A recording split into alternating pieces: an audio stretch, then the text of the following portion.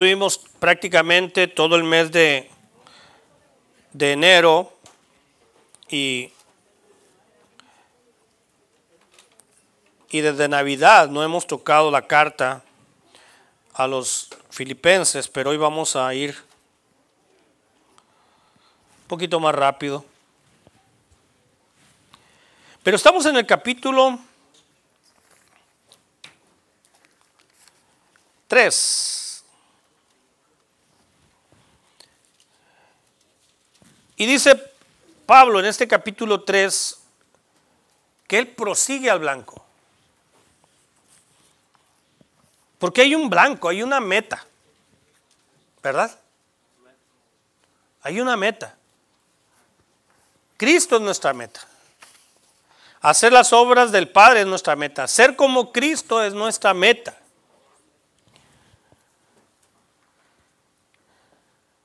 Ya hablamos sobre los primeros versos que habló, en dos semanas hablamos de guardados de los perros, guardados de los malos obreros, guardados de los mutiladores del cuerpo. ¿Recuerda usted? Y en el versículo 4 empieza diciendo, porque había gente que criticaba a Pablo y ninguneaba a Pablo. ¿Sabe lo que es ningunearlo? Menospreciaban a Pablo, diciendo que él no era nadie.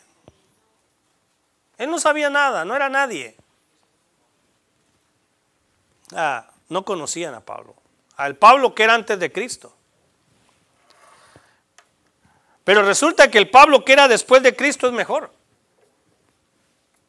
Amén. No creo que digan, no lo cree usted, por eso no dice amén. Algunos piensan todavía que lo que eran antes de Cristo era mejor. Qué error tan grave. Después de Cristo es que somos ahora. Y vamos a tratar de aprender de lo que Pablo les escribió a los hermanos de Filipos. Pero el mensaje de hoy se llama confiar en la carne, en los valores del mundo. Porque el mundo tiene sus valores. En el mundo hay cosas que valen y hay cosas que no valen, ¿verdad? Vale el dinero. El dinero donde quiera vale, ¿verdad? Es un valor del mundo. La fortuna, la fama, la popularidad, algunos hasta el pedigrí. Aunque no somos perritos ni gatitos, ¿verdad? La categoría, la ascendencia, etcétera. Sí, yo soy Hernández de los Hernández de no sé dónde. Mi abuela era de Zacatecas. Mi bisabuela española, pues ya ve lo que me ve. Rubio, delgado, alto, ojo azul. Bueno, es lo que yo veo en el espejo cuando me paro ahí. Yo no sé qué ven ustedes. Confiar en la carne. Todavía hoy podemos vivir confiando en la carne. Y si es poco en lo que podemos confiar, pues entonces estamos confiando en la carnita, ¿verdad? Pero ¿qué vamos a aprender este día si lo terminamos hoy? Dos cosas. Vamos a contestar la pregunta, ¿qué es confiar en la carne? Porque Pablo dice en el versículo 4, aunque yo tengo también de qué confiar en la carne. Si alguno piensa que tiene que confiar en la carne, ¿qué dice? Yo más. Si alguno de mis retractores, si algunos de mis críticos piensan que ellos tienen de qué confiar en la carne, si todos ellos piensan, perdón, que tienen cosas de las cuales confiar, Pablo dice, yo más. Yo más. Y hoy vamos a saber por qué. La segunda cosa que vamos a analizar hoy es las 7 cosas que antes consideraba que eran una ganancia. No sé si las vamos a terminar, si no, la semana que entra. Las 7 cosas, porque él hace un listado de 7 cosas que para él en el pasado eran lo que importaba. Pero que hoy piensa Pablo que todo eso es cosa perdida. lo que para él era ganancia, las 7 cosas que para él eran ganancia, ahora son cosa perdida. Pero perdida ayer y perdida hoy y perdida mañana. Vamos a orar. Señor, ayúdanos a ver en el corazón, y para eso solamente tú lo haces posible, porque tú declaras, Señor, tú traes a la luz todas las cosas. Lo que necesitamos es abrir los ojos y voltear y verlas, y pedirte, Señor, que aquellas que no son dignas de ti se vayan. Señor, ayúdanos a descubrir y entender, aceptar y rechazar si todavía hay cosas que en la carne confiamos. Y dejar de poner nuestra confianza parcial o total en cualquier cosa y solamente poner nuestros ojos en Jesús y en Él crucificado y resucitado. Mueve nuestro corazón, Señor, y mueve nuestros ojos hacia ti. Te lo pedimos en el nombre de Cristo. Que esta mañana nos des oídos para oír. En el nombre de Jesús. Amén.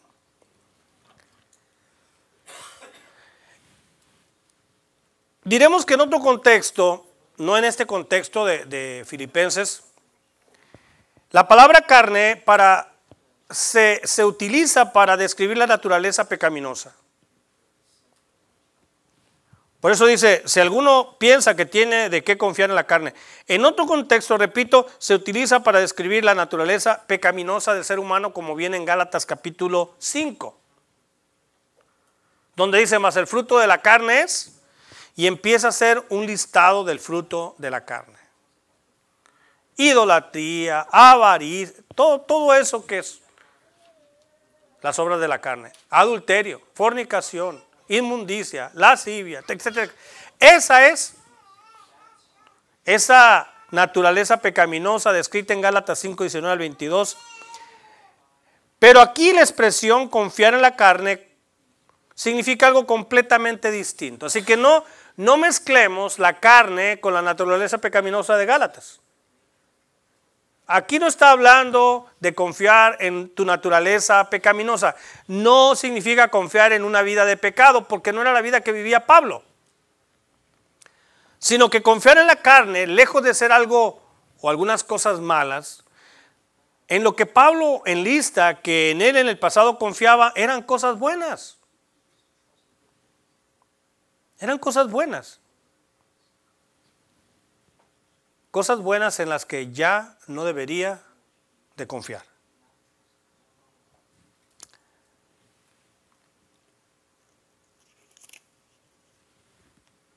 Se está refiriendo entonces no a lo negativo, no al adulterio, no a los pleitos, no a las borracheras. Se está refiriendo a cosas positivas, tan positivas que son cosas que en cualquier lugar se podían elogiar, se podrían desear. De lo cual mucha gente se podría sentir, si podemos usar el término, orgulloso u honrado. De esas cosas habla Pablo, de esas cosas. Entonces, confiar en la carne, en el contexto que vamos a leer ahora, que lo vamos a hacer, empecemos en el 4. Aunque yo tengo también de qué confiar en la carne. Si alguno piensa que tiene de qué confiar en la carne, yo más. Y ahí le va. 7 cosas. Circuncidado al 8º día. Del linaje de David, del linaje de Israel, perdón, de la tribu de Benjamín, hebreo de hebreos, en cuanto a la ley, fariseo, y en cuanto a celo, perseguidor de la iglesia, y en cuanto a la justicia que es en la ley, irreprensible. Pero cuantas cosas eran para mi ganancia, las he estimado como pérdida. ¿Por qué? Por amor de Cristo. Y ciertamente aún hoy estimo todas las cosas como pérdida por la excelencia del conocimiento de Cristo Jesús, mi Señor, por amor del cual lo he perdido todo y lo tengo por basura para ganar a Cristo. Dice, todo esto lo he dejado como pérdida. Todo lo considero y todavía lo considero basura. Y en el original griego no se usa ni basura, la palabra es estiércol. No es solamente papel y aluminio reciclado, no es solamente cáscaras de pepino. Todo lo considero aún hoy estiércol, popó de animal. ¿Y qué lo hizo considerar todo como perdido? Dice, por amor, por el amor a Cristo. No lo hizo por conveniencia, por amor. Todo eso lo ha dejado atrás por amor. Y más. No solamente habló de esas 7 cosas. Él dice al final, y todo eso y todo lo que no he dicho y todo lo que he vivido, todo. Cuantas cosas eran para mi ganancia, las he estimado como pérdida por amor de Cristo y ciertamente aún. Él no se arrepiente de haber dejado de estimar como estimaba su vida pasada. Dice, aún hoy lo estimo igual. No he cambiado de parecer. No ha vuelto atrás. Deseando la comida de Egipto. ¿Recuerdan lo que hacían los israelitas? Los hebreos. Se acordaban de lo que dejaron. Y lo deseaban. No importa que fuéramos esclavos, ahí comíamos. Miren con qué poquito se contentaban. Ahí comíamos. Al leer esto, entonces, pudiéramos clasificar aquellas cosas en las cuales Pablo confiaba en 2 tipos. Número 1, él confiaba en el pasado. Las cosas que para él eran ganancia eran sus antecedentes personales. Lo que él era antes de lo que él hacía o lo que él obtuvo. Sus antecedentes personales. Él confiaba en el color de su piel. Él confiaba en su ascendencia. Él confiaba en que él no era un romano ni era él era un judío, era un hebreo. Así que él confiaba en sus antecedentes familiares, de qué familia venían, de qué tribu venía, de qué linaje venía, de qué país venía, de qué nación venía, de la herencia que recibió, del linaje del que procedía, y él confiaba en el grupo religioso al que pertenecía. Por un lado. Por el otro, confiaba en todos los logros personales que a su corta edad ya había alcanzado. A estas alturas, cuando Pablo andaba persiguiendo a la iglesia, por eso dice, aunque yo tengo también de qué confiar en la carne. Si alguno piensa que tiene de qué confiar en la carne, yo más. Es decir, si nos comparamos con todos los logros que hemos conseguido, yo he conseguido más logros que todos. Así que diríamos que él era más que todos. Al leer lo que leímos del capítulo 3, verso 4 en adelante, podemos entender que si muchos no sabían quién fue Pablo antes de conocer a Cristo, es porque Pablo no hablaba de él. Pablo no hablaba de él. Un día platicaba con un pastor y estaba hablando de otro y decía, la iglesia no sabe el pastor que tiene, lo menosprecia. Este pastor ha hecho esto y esto y esto, da conferencias aquí y allá, entrena aquí y allá, pero en su iglesia no lo valoran. Porque él no anda anunciando lo que anda haciendo. Pablo era de estos. La gente lo criticaba y lo menospreciaba porque Pablo nunca sacó sus tarjetas, nunca sacó sus diplomas, nunca sacó sus logros, nunca sacaba sus credenciales. No había necesidad. Él simplemente era donde se presentaba siervo de Jesucristo. Un siervo de Jesucristo que antes de ser siervo de Jesucristo, él había conseguido muchas cosas y aún en Cristo había conseguido muchas cosas, pero él no tenía ni quería confiar en esas cosas. La gente no sabía de él simple y sencillamente porque no había Google, no había Instagram, no había Facebook, no había todas las redes sociales para que se enteraran de cuántas cosas hace la gente. Yo tengo ciertos problemas cuando la gente hace algo y lo pone en Facebook. Más cuando le das el bien a alguien. Esta semana le quise contestar a algunos y luego las borré. No les voy a decir nada porque no quiero ser agresivo. Pero si dan comida, ahí ponen que están dando comida, ponen. Y no estoy hablando de gente de acá, de donde estamos trabajando, ayudando. No estoy hablando de otros lugares. Porque es algo que lo hacen constantemente. Me gustó una vez un hombre que estaba ayudando en una comunidad, no cristiano, no era un ministerio cristiano, pero él jamás sale en el video. Jamás sale en un video.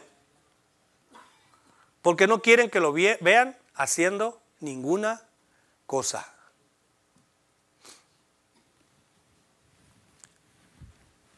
Pablo era así.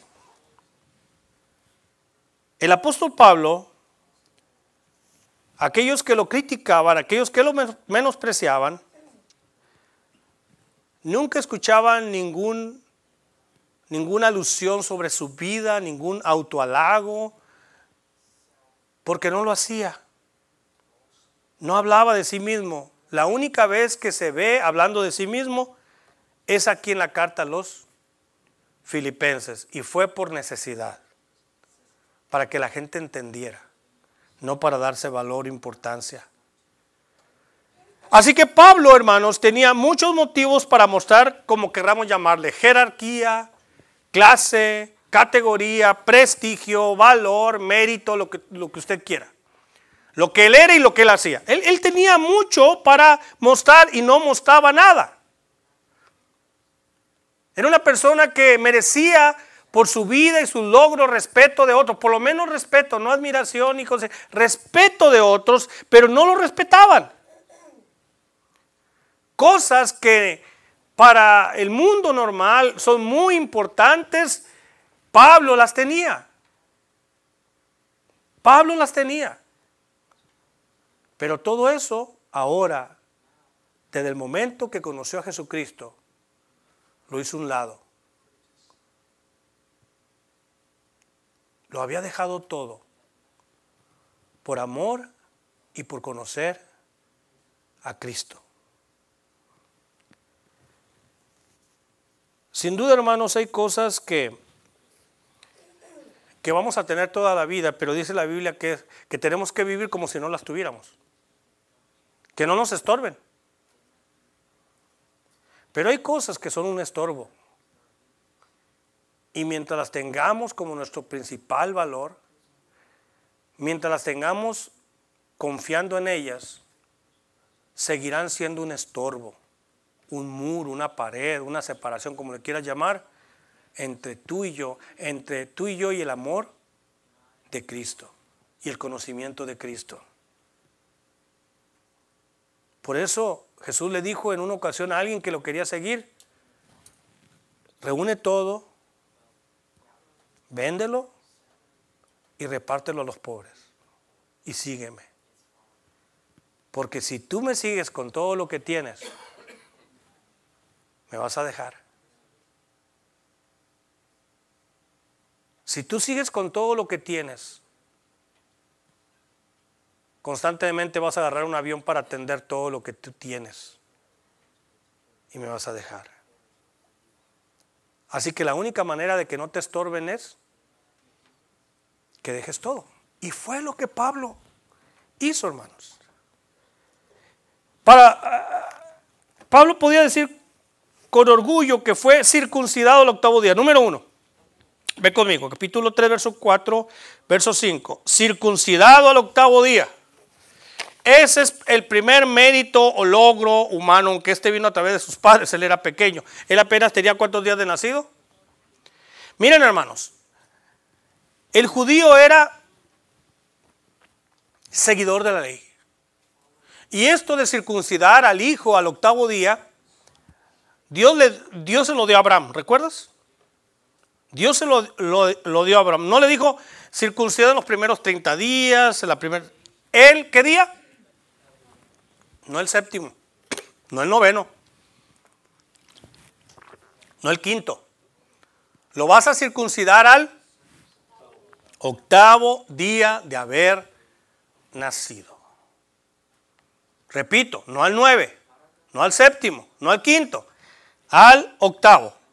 Y era la primera cosa que él decía tener. Yo fui circuncidado al octavo día. Tengo el orgullo de haber sido circuncidado al octavo día. De acuerdo a la ley del Antiguo Testamento, dice Levítico capítulo 12:3, no lo lea, que el niño debía de ser circuncidado al octavo día de nacido, ni un día antes ni después. Pues esta era la ley para todos los hombres judíos, sí, pero resulta que muchos judíos no los circuncidaban. Los circuncidaban cuando querían y a otros simple y sencillamente no los circuncidaban. Pero a Pablo sí. Porque a diferencia de muchos otros judíos, él fue circuncidado al octavo día. Leyendo antiguos manuscritos como los de Josefo, Flavio Josefo, muchos judíos, según nos narra Josefo, se habían acostumbrado y adaptado tanto al estilo de vida pagano, que incluso les daba vergüenza el circuncidar a los niños. Les daba vergüenza. Así que no los circuncidaban, era un acto de vergüenza la circuncisión para muchos. Por ejemplo, ¿recuerdas a Timoteo? Timoteo era un descendiente de judíos y Timoteo no estaba circuncidado. Un judío, pastor después, Timoteo no estaba circuncidado. Así que la circuncisión no era algo que todo judío practicaba. Pero él sí. A Pablo se le había circuncidado al octavo día como Dios lo había mandado a Abraham en el capítulo 17, verso 12 del Génesis. Ahí le mandó a Abraham la primera vez. ¿Y para qué se circuncidaban? La circuncisión era una señal externa de ser judío, de ser hebreo, de pertenecer al pueblo de Israel. Esa era una señal que después creció la importancia. Así que la primera cosa que él tenía que gloriarse es que él fue ¿qué? Circuncidado al octavo día, no cualquiera. Y aquí descarta a miles que no eran circuncidados. Segundo, dice en el mismo verso 5, del linaje de Israel. Del linaje de Israel. ¿Y qué tiene que ver este segundo logro personal? Bueno, ¿qué significa linaje? ¿Qué es un linaje? Linaje, diríamos, es el conjunto de antecedentes de los antepasados de una familia. Ese es su linaje. ¿Quién fue mi padre? ¿Quién fue mi abuelo? ¿Quién fue mi bisabuelo? ¿Quién fue mi tatarabuelo? ¿Quién fue mi tatarabuelo? ¿De dónde venían? ¿Qué tierras tenían? ¿De quién eran parientes? ¿Con quiénes se casaron? Etcétera, etcétera, etcétera. Ese es el linaje. Y entonces él era del linaje de Israel. Esos eran sus antepasados, sus descendientes. Esa era su familia. No pertenecía a cualquiera de los muchos pueblos del mundo, de los pueblos antiguos, de los pueblos paganos. Él no venía de un linaje pagano. Él venía de la del pueblo de Dios.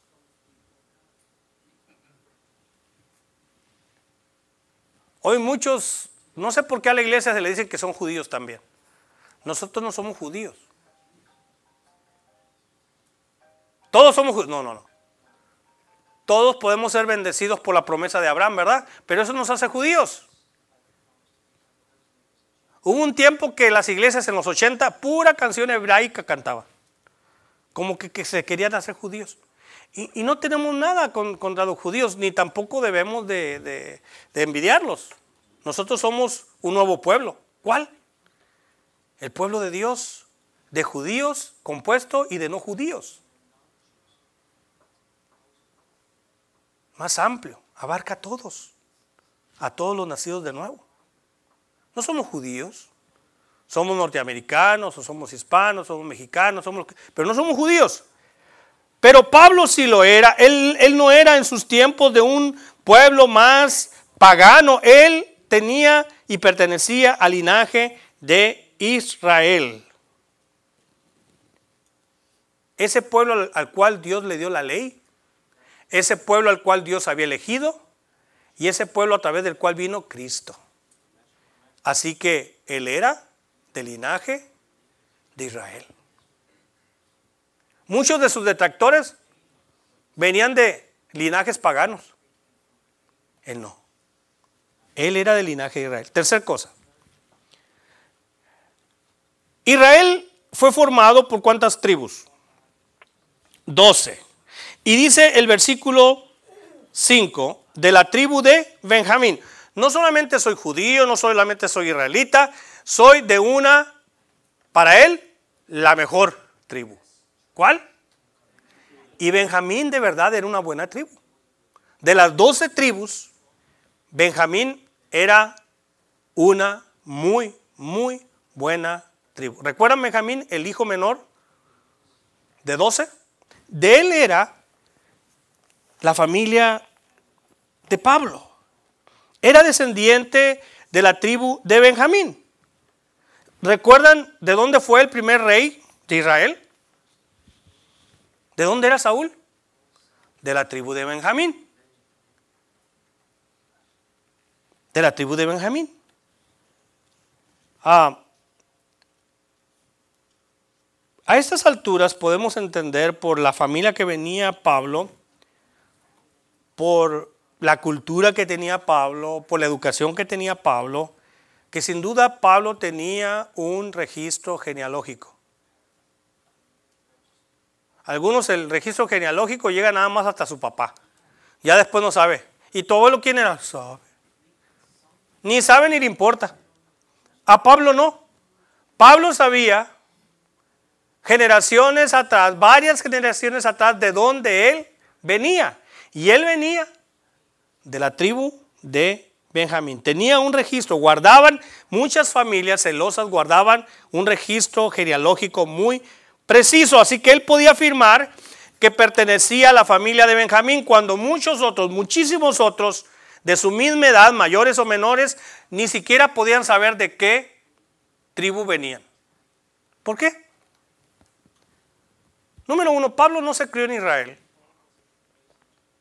¿Recuerdan que él creció? Su infancia fue en otro lugar. No en Israel, no en territorio judío. Habían pasado su niñez en la dispersión del primer siglo. Y probablemente por allá en la dispersión, en otro país, se había quedado hasta los 12 años de edad. Y muchos judíos de la dispersión no conocían su origen. Si le preguntaban a un judío, ¿tú de qué tribu eres? Yo sé que soy judío, pero ¿de qué tribu? Se perdió. No sé. La mayoría no sabía de qué tribu venía. No podía decir yo soy de una buena tribu. Y Benjamín era una buena tribu, y ahorita les voy a explicar por qué. Pero Pablo sí. Pablo era de la tribu de... Ahora, ¿qué tenía de especial la tribu de Benjamín? Sí tenía mucho de especial. La tribu de Benjamín era una tribu muy celosa y era bueno para la guerra, era bélica. La tribu que sabía pelear y defendía al resto más que nadie era Benjamín. La tribu más celosa de todas las tribus de Israel era Benjamín. ¿Sabe en qué territorio estaba Jerusalén? ¿Sabe en qué territorio está Jerusalén asentada? En el territorio de Benjamín. Israel está en la tierra de Benjamín. Así que Pablo podía decir con todo orgullo, yo provengo de la tribu de Benjamín. ¿Y tú de cuál? Yo de Benjamín. ¿Sabes? Sí tenía de qué confiar en la carne. Cuarta cosa. Él era además, versículo 5, hebreo de hebreo. ¿Cómo se puede ser hebreo de hebreo? Es como los que se enorgullecen en Nuevo León de sus apellidos, ¿verdad? Garza, Cantú, Cantú. No solamente es Garza ¿qué? Garza. No solamente es Cantú, es ¿qué? Cantú, Cantú. Y algunos todavía le ponen Garza, Cantú, Cantú. O sea, doble. ¿De qué está hablando? Aquí está hablando Pablo que él, a diferencia del resto, él era hebreo. Entre los hebreos él era el más hebreo de todos. Hebreo de hebreos. En otras palabras, según nos dice Filipenses 3:4, él era de sangre pura. No de pura sangre. Era de sangre pura. Él era hebreo de hebreos. No había en su genealogía mezclas. Hasta donde él podía haber encontrado. Él era hebreo de hebreo. No solamente por su sangre, sino por su cultura, por su preparación, por su educación académica, religiosa, por todo, juntándolo todo. Él era hebreo de hebreos. Él se enorgullecía de ser hebreo de hebreos. Y lo expuso en Hechos capítulo, ahí sí vamos a ir, vamos un poquito atrás a Hechos capítulo 21, por favor. Y hay unos versos ahí, en el capítulo 21, que él habla, del 39 al 40, ¿lo encuentran? Casi al final, porque Pablo se tiene que defender del pueblo, que lo estaba atacando, según nos dice Hechos, capítulo 21, verso 37 al 40. Dice, cuando comenzaron a meter a Pablo en la fortaleza, dijo al tribuno, verso 37, ¿se me permite decir algo? Y él dijo, ¿sabes griego? ¿Sabes hablar griego? Para que hables, porque esto es medio... Es que toda esa región hablaba griego. Y algunos, y los judíos hablaban arameo. Los judíos que eran hebreos, muy poco hablaban, ¿qué?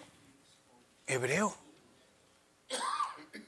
Como dicen por ahí, ¿verdad? Lo hablaban mucho. Ellos hablaban en arameo. Algunos hablaban, o casi todos hablaban griego, bien, pero hebreo, mucho. No mucho, mucho. Miren lo que dice Pablo cuando le preguntaron, ¿sabes griego?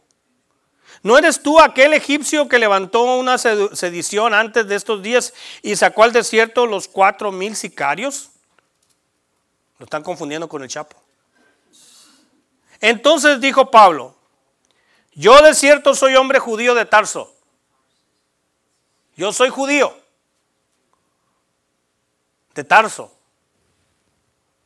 ciudadano de una ciudad no insignificante de Cilicia, porque Tarso no es cualquier lugar, de la provincia de Cilicia.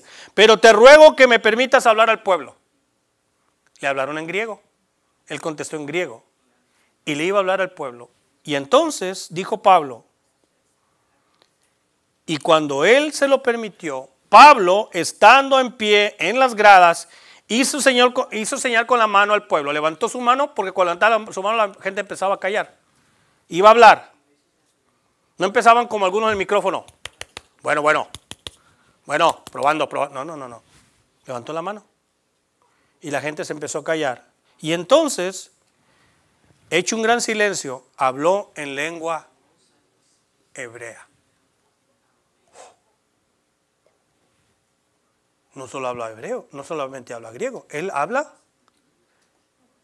lo que muy pocos hablan bien, hebreo. Porque él era hebreo de hebreos. Hebreo de hebreos.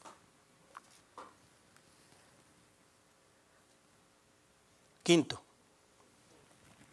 el mismo versículo. En cuanto a la ley, ¿qué? Fariseo. Todos los hebreos, todos los judíos guardaban la ley, pero de todos los que guardaban la ley, en cualquier grado que la guardaran, él, entre todos los que guardaban la ley, él era un fariseo. Un fariseo. Y había tres grupos que se habían levantado entre los judíos, y entre ellos era, ahorita me olvidó el otro nombre, eran saduceos, fariseos, y no sé si eran, pero había tres, ¿verdad? Tres grupos que representaban la cúpula de Israel. Y el más importante era el fariseo. Y créanmelo, hermano, luego estudiaremos eso. Pero llegar a ser un fariseo no era fácil. Era de mucho esfuerzo, mucha entrega, mucho sacrificio, mucha santidad, mucha religiosidad, mucho tiempo, todo mucho. Era muy difícil ser. Es como ser obispo, dice la Biblia. Alguno anhela obispado, buena obra desea, pero es necesario que el obispo va a tener que chambear. Va a tener que trabajar en su vida interior y en su mundo exterior. Buena obra desea, pero hay requisitos. Y cuando alguien quería ser fariseo, no era fácil ser un fariseo. No había tantos fariseos. Era más fácil ser un saduceo. Pero fariseo, en cuanto a la ley, él era de la cúpula. En aquel tiempo se pensaba que los mejores que podían obedecer la ley, las personas que mejor obedecían la ley en todo Israel eran los fariseos, y por lo tanto eran muy respetados. Era muy respetado un fariseo. Era muy difícil, repito, llegar a ser fariseo. Tener esta posición y tener un título tan importante en la sociedad judía como lo tenía Pablo no era sencillo. Dice Hechos 22:3, también un poquito allá atrás de lo que leímos. Pablo les dice: y de cierto soy judío, nacido en Tarso de Cilicia, pero criado en esta ciudad, instruido a los pies de Gamaliel, estrictamente conforme a la ley de nuestros padres, celoso de Dios como hoy lo sois todos vosotros. Se lo voy a leer con más detenimiento. Porque cuando todos estaban calladitos, pero cuando él empezó a hablar en hebreo, se empezaron a oír los aleteos de las moscas. Un silencio sepulcral. Había que oír a este hablar porque está hablando hebreo. Dice que al oír que les hablaba en lengua hebrea, guardaron más silencio. Verso 2 del capítulo 22. Y él les dijo: yo de cierto soy ¿qué? Judío. Nací en Tarso de Cilicia, pero fui criado en esta ciudad. Me instruyó Gamaliel. El sacerdote que me instruyó fue Gamaliel. Fui educado estrictamente bajo la ley de nuestros padres. Soy celoso de Dios, como ustedes son celosos de Dios hoy. Yo soy celoso de Dios. Soy fariseo.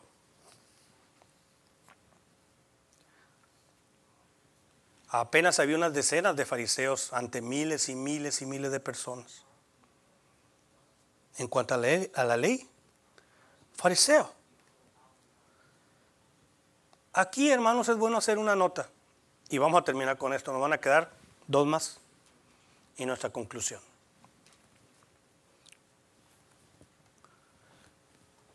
Imagínate de su educación, su religión. No estamos hablando de una persona con una religión superficial,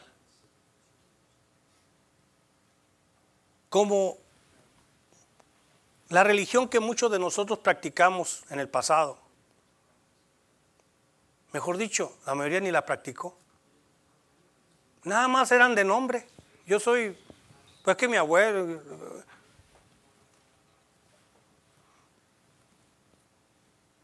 Yo hasta que vine a Cristo, fui a la iglesia de la cual que eran mis padres, la religión que tenían, una vez que yo me acuerdo. Creo que fue una vez cuando me bautizaron. Y volví a ir cuando me llevó la abuelita de unos primos. Fueron las únicas veces que yo me acuerdo. Y tengo buena memoria. La primera vez me bautizaron, la segunda vez me pusieron una cruz de ceniza aquí. Ha de haber sido en Semana Santa. De ahí en fuera, no sabía nada. No era nada, no creía nada. No había aprendido nada, como la mayoría. Así que el cambio de dejar la religiosidad, las ceremonias, todo lo que corresponde a una religión o falta de ella, yo no la sufrí. En ese sentido yo no tuve que cambiar el chip. No tuve que recibir una limpieza religiosa para tomar lo que ahora creía. No tuve. Pero hablemos de Pablo. Pablo era fariseo. Pablo era un judío y era un judaizante. Tenía en su sangre, en sus venas, en su cuerpo, en su piel, en sus huesos, su religión. ¿Y qué estoy diciendo? Estoy diciendo de el cambio que Dios produce. Cuando él recién se convierte, le tenían desconfianza. Es que él no era solamente un judaizante, no solamente era un fariseo. La semana veremos que él dice en cuanto a celoso. No solamente él tenía su religión bien metida, sino estaba en contra de cualquier otra. Y no solamente estaba en contra pasivamente, estaba en contra activa. Yo soy judío, yo judaizo y todo el mundo tiene que hacerlo y el que no esté de acuerdo lo persigo y lo termino. Ese era Pablo. Pero cuando iba camino a Damasco se encontró con Jesús resucitado. Y todo lo que sabía, y todos los logros, y todas sus aventuras, y todos sus esfuerzos, y todos sus sacrificios, y toda su entrega, y todo su valor, y todo su atrevimiento, hasta de permitir la muerte de cristianos, todo eso lo dejó a un lado. Nosotros todavía arrastramos con muchas cosas que todavía las tenemos como ganancia. Por eso no las hemos dejado. Todavía las abrazamos como decimos, todavía traemos nuestra cartita en la cartera, ¿verdad? Todavía traemos el santito en la cartera.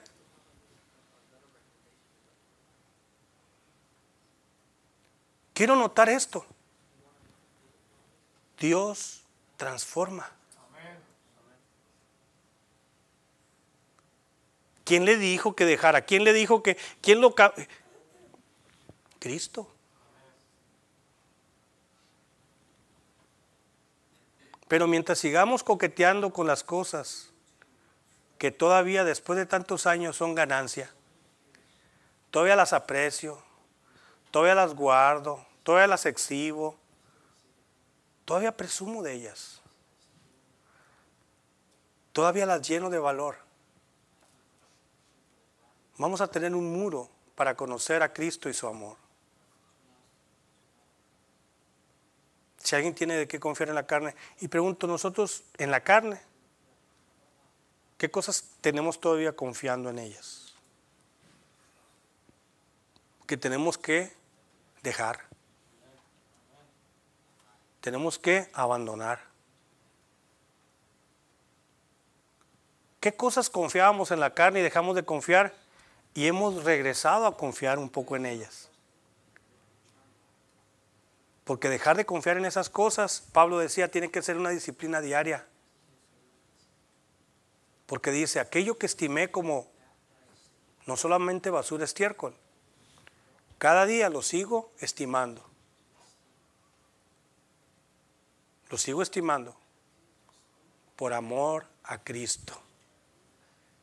Por amor al cual lo he perdido todo y lo tengo por estiércol.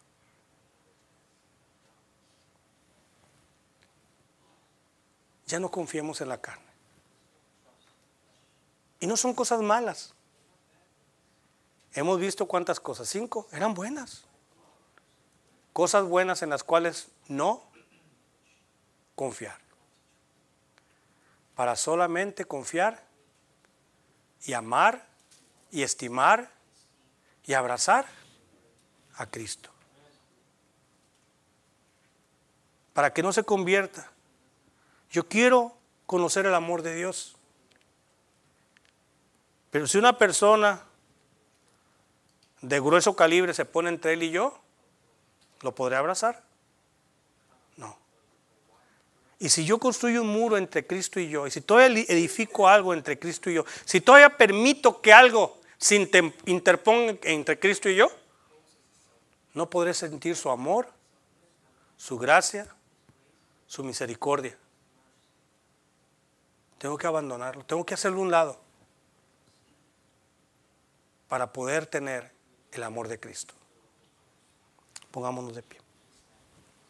Siga leyendo este capítulo 3, seguiremos para aquellos que siguen los mensajes. Aquí estudiamos libro por libro, capítulo por capítulo, versículo por versículo. No pertenecemos a la iglesia Calvary Chapel porque ellos estudian así, pero sí hemos aprendido por muchos años a estudiar la Escritura, porque toda ella es inspirada por Dios. Es hora de tomar decisiones. Cierra tus ojos, vamos a orar.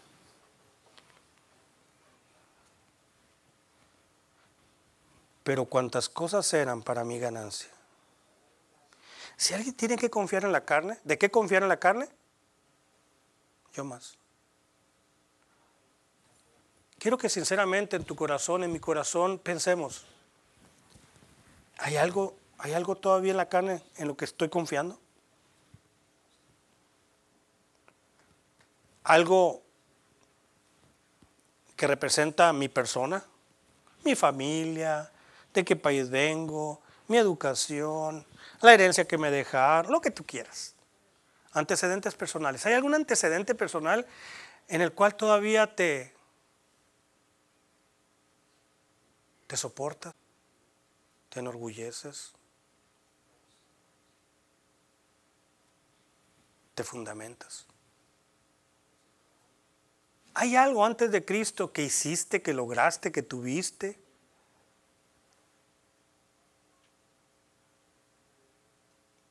¿Y que aún confías en ello? Son cosas buenas. Cosas buenas que tenemos que vivir como si no las tuviéramos. O que debemos de abandonar para que no nos estorben. Porque Dios no quiere que confiemos la mayor parte en Él y el resto en otras cosas. Menos que confiemos en otras cosas sino en Él. Que pongamos nuestro corazón en otras cosas sino en Él. Por eso nos reta, pon los ojos en Jesús. Porque físicamente cuando tú ves a una persona ya no ves a nadie más. ¿No es cierto? No le puedes ver a los ojos a dos personas al mismo tiempo. O ves a uno o ves a otro.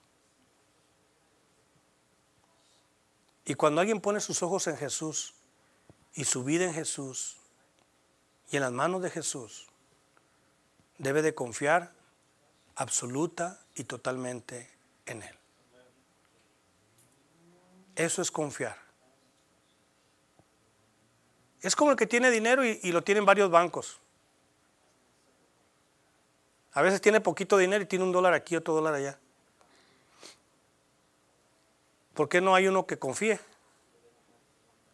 ¿Por qué se siguen abriendo cuentas y cuentas y cuentas y no hay dinero? ¿No habrá uno de confianza? Mis hermanos, Cristo es de toda nuestra confianza. Así que pongámoslo todo en Él. Cuando Juan mandó preguntarle a Jesús, el preso, a través de sus discípulos, los discípulos de Juan le dijeron: ve y pregúntale a Jesús si Él es el Cristo o esperamos a otro. Si Él es o si hay que esperar a otro. Y tiernamente Jesús firmemente les dice: díganle a Juan, a mi primo Juan, ese Juan que nunca ha habido otro como él en la tierra, ni va a haber. Tal vez tú te acercas poquito, pero todavía nos gana Juan. Hombre más humilde como este nunca habrá. Díganle a Juan, los ciegos ven, los paralíticos están caminando. Bienaventurado el hombre que pone su confianza en mí. Esa es la confianza que él merece. Porque cuantas cosas eran para mí ganancia, en lo que yo podía confiar en la carne, ahora lo vivo en el Hijo de Dios. Ya no confío en ellas. Padre Celestial, tú eres digno de toda nuestra confianza. Tú no solamente nos has dicho, sino nos has demostrado día tras día cuán hermoso y cuán seguro es confiar en ti. Perdónanos si hasta el día de hoy, domingo 3 de febrero, hemos parcialmente confiado en algo, en alguien, en algo de mi persona, en algo de mis acciones, en algo de mis logros, y no he confiado en ti. Ayúdame a entender que esas cosas tienen que ir a un lado para poder percibir profunda y totalmente el amor tuyo. Porque no solamente tú has de amarme, como dijo Juan, nosotros amamos a Dios porque Él nos amó primero. Yo debo de acercarme a ti, Señor, para amarte, para decirte y mostrarte que nadie hay además de ti.